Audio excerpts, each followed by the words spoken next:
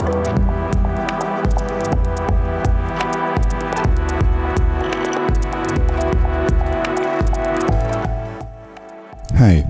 in today's session we are going to create an effect for live use, and it's going to be a delay effect. It's going to be something I call a burst delay. We only let a burst of audio into the delay from time to time, and it's going to resonate and feedback all over the place. I'm using this a lot in live situations when I'm on the stage, and I'm using exactly this setup, but maybe in stereo, I don't remember, but I do it the way I do it now. Here on my live setup I have more than 30 instances of Alpha Forever, so I pretty much rely on our software. And yeah, let's jump into it and create the delay effect. I create a designer first because it will be more clean like that. So we will have a delay, and we will feed the output of the delay into a 2P filter, and it's going to go into a crossfader. The bandpass output will be the B input of a crossfader, and the A input is going to be the delay because we are going to fade between the filter and the delay. Then we will go into a 10H function with the C value on 1. The 10H is a hard clipping, it's a soft clipping function. It shapes the waveform into a function that looks like a sinusoid, and this wave, our filter produces high levels because of its resonance. The 10H distortion will take care of the thing that it limits the sound, and it won't be squarified because of the wave shape looks like this. So distorted sounds will sound like a sine wave, which sounds like resonance. So this function is pretty handy. And then we are going to multiply with the feedback, and we will need to feed the signal back to the input from the multiplication. So we create the feedback loop and go back to the origins, and now we can create the output, and we can create an input, and now we can create the controls and all the stuff. Our effect is going to be BPM synced, so the delay input won't be in milliseconds. We are going to use 16 notes, and for that we need to divide this by 4. I'm lazy to use the calculator, I'm just doing it like this now, but you could enter that value here, but actually this should be in 16 notes. And then we have to create input for the feedback,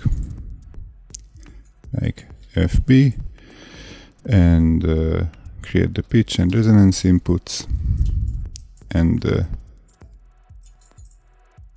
crossfade input. And if this was a regular noding session, we would almost end up here with the effect, because this is a pretty good sounding delay effect. So let's create the real input. So we are going to need a gain in node here to do some lazy stereo to mono conversion.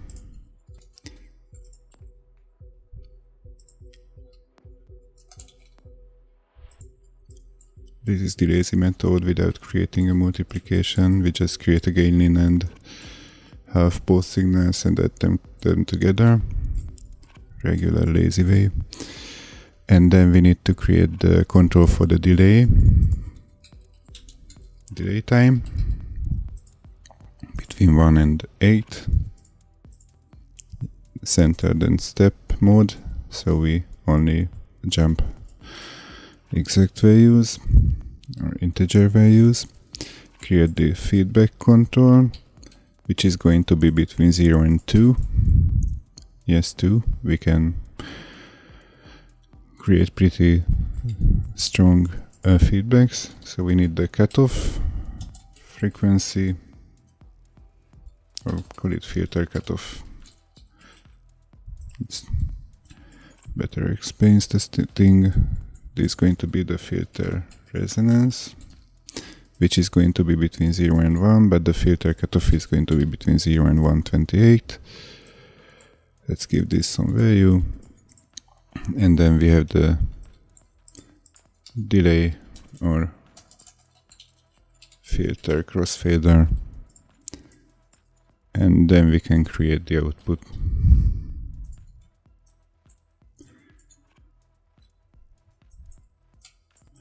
And yeah, this is the basic setup. We will need something to create the burst, and yeah, let's do it, because one can imagine that this sounds like a delay effect with some nice feedback, and we will listen to it soon. I just create these basics so that we can use it like an instrument. We will multiply the signal by an envelope follower, and the envelope follower will follow a knob, which I will call gate. And I'm going to create a designer here to convert the gate to trigger. We will need to truncate this. It's actually not needed, but since the knob is interpolated, it's better to have one value only. We're gonna multiply this by its changed value this way. Let's call this out, let's call this in, and we are happy. So this is going to be the input of the envelope follower, and we will need some control for the release. And I wanna create one more thing. Since we are going to use high feedback values, it's practical to use the feedback in a different way. So I created a crossfader, where the feedback is going to be the B input, and the crossfader is going into the feedback input of the delay effect. And I create another knob, which I will call fall off, and it's going to be between 0 and 1. And the crossfader will be controlled by this gate. So I create a cone.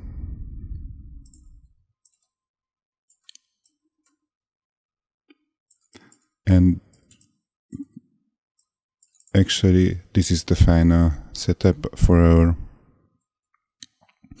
delay, except that the release time should be more. And why we need this fall-off? If we create some high-level feedback, and we wanna release the sound, then we would have to turn this back.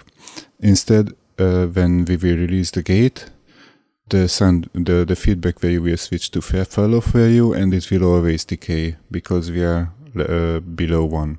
So this is a very handy little tool, and we are going to check the sound of it. But first we need to MIDI map the controls, and we are going to do it with this controller here.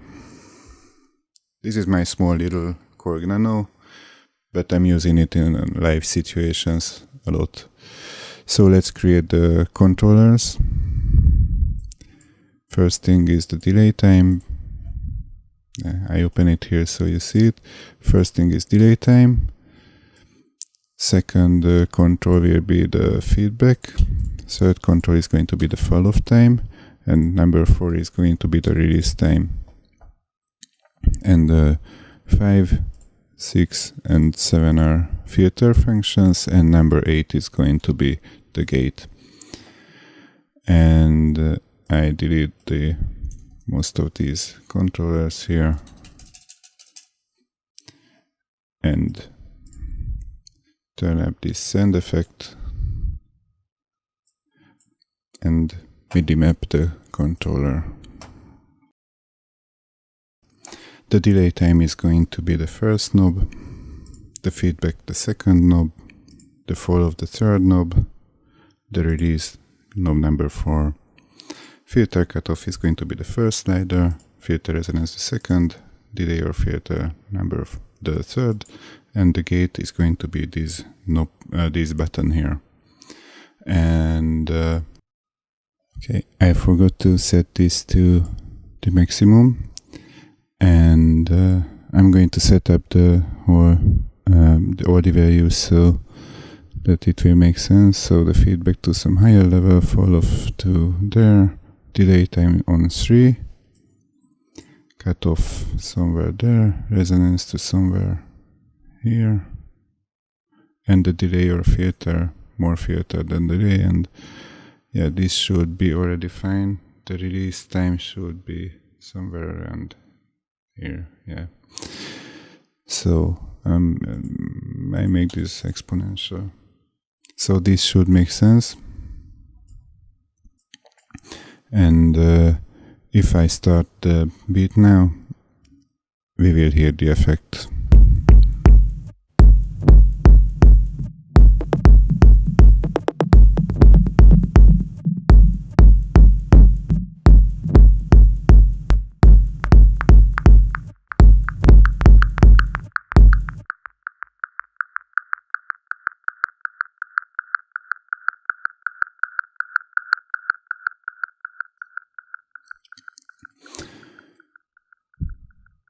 And this is it. This is what I wanted. But we have more than one track. So I prepared 3 tracks here, and to use this effect, you could either insert one, use this as an insert. Then you need to create a drive-at control, which is not a big thing. But you can also use only one and send the different channels in different times, and I'm using this method live, and I'm doing it like this, that I create as many gates, as many tracks I will have. In this situation I'm creating 3.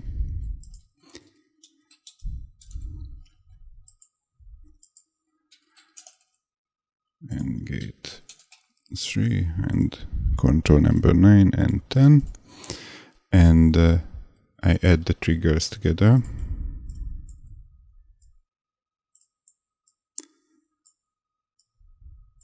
and put a change here which limits them value, so the output is going to be 1. And the other thing I need to do is to add all the gates together.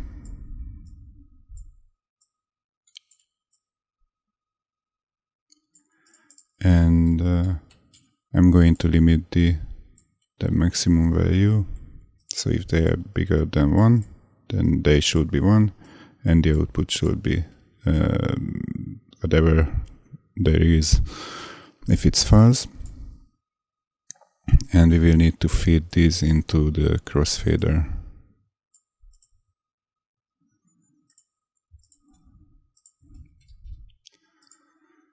Yeah.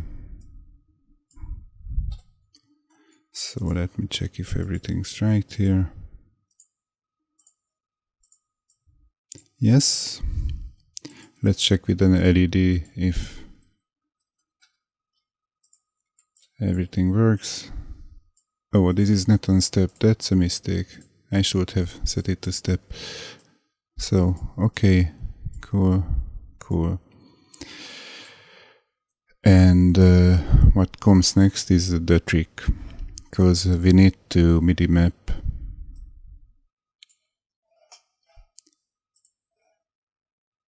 these other two guys to the second and third buttons here. And at the same time, we are going to MIDI map the sends to the buttons. And now if I push this, you see,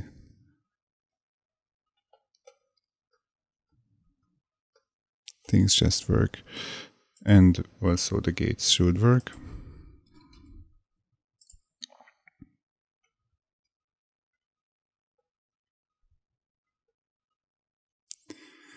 So this is exactly what we wanted. So if I play another track,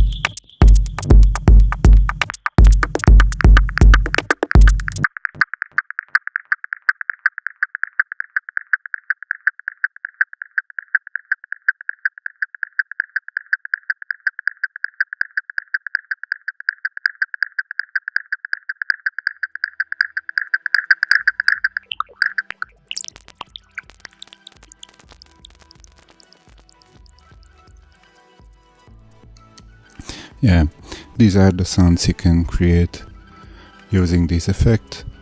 I hope you will have fun with it, and I'm going to share this patch with you. I like this delay a lot and really use it a lot. So if you like this channel, please subscribe, and thanks for watching. Happy noding, bye bye!